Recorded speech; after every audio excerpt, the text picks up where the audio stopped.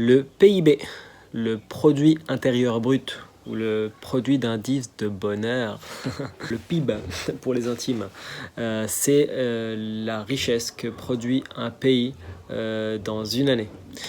Ça, c'est ce qu'on m'a dit à l'école. Et oui, c'est bien, c'est ça. C'est important de produire toujours plus chaque année, parce que ça, comme ça permettait de créer de l'emploi, voilà, et plus de richesse. Alors moi, je dis, bah oui, c'est bien, parce qu'en fait, on devient plus riche, donc c'est cool. Parce que le problème, c'est que si on produit moins, ça veut dire qu'il y a des gens qui peuvent pas travailler, et donc en fait, il y a des pauvres, c'est des sans-emploi, et ça, c'est triste. C'est pas bien. La France a commencé à calculer son PIB après la Seconde Guerre mondiale. Et là, elle a commencé à produire de plus en plus. Et en fait, on vit depuis ce temps-là dans un monde en fait de bonheur. En fait, c'est le paradis sur Terre. Bah non, parce que certains scientifiques nous ont dit que y avait des études qui sont sorties et qui disaient que c'était pas possible de produire plus parce qu'après, si plus on produit, au bout d'un moment, ça va créer des problèmes parce que ça fait beaucoup, quoi. Pas la France, ça c'est au niveau mondial, hein. La France, non, nous on est très bien, nous, on est parfait. Mais quand on dit qu'il faut produire moins, ça veut dire qu'il faut volontairement baisser le PIB et produire moins de richesses. Et donc ça veut dire volontairement perdre des emplois, avoir plein de sans-emploi et beaucoup plus de pauvres. Alors là, vous allez me dire, ouais, mais en fait c'est simple. Ce qu'il faut, c'est tout simplement requalifier les gens sans emploi et les mettre dans des secteurs qui permettent d'assurer l'autonomie d'un pays, comme par exemple l'agriculture, le textile ou bien la construction. Oui, oui.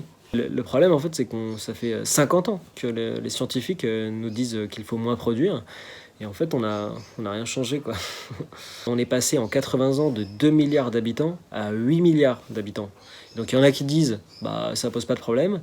Puis il y en a d'autres, ils disent, ça fait beaucoup quand même, hein. Donc la question est-ce qu'un État qui investit 4 euros par an dans une transition économique et écologique, est-ce que ça suffit ? C'est la question qu'on peut se poser quand même. Parce que les scientifiques ne font que répéter qu'il n'est pas possible, sur le long terme, d'avoir une croissance infinie dans un monde fini. Ça marche pas. Ça marche pas. Actuellement, il y a une crise économique en cours.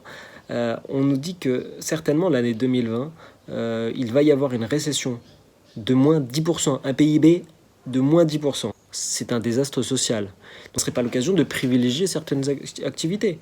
Et là, il y a le gouvernement qui nous dit qu'il va falloir travailler comme avant. Alors moi, personnellement, le travail, c'est pas une activité qui m'intéresse spécialement. Voilà, alors pourquoi les hommes politiques ne prennent pas en compte toutes ces études scientifiques qui prédisent un monde horrible dans les décennies à venir ? Moi, je pense qu'en fait, la vérité, c'est juste que ce ne sont pas les personnes les plus compétentes pour gérer ce genre de crise. Pour eux, ils ont été formés pour vivre dans un monde avec une croissance infinie. Et ils ne savent pas gérer autre chose. Où sont les gens compétents ? Moi, alors, à titre personnel, je ne suis pas compétent. Hein. Mais bon, ça, moi, je suis au courant. Moi, j'ai pas de... On a l'impression qu'on a besoin de maçons et que ce sont des plombiers, en fait. Donc, au bout d'un moment...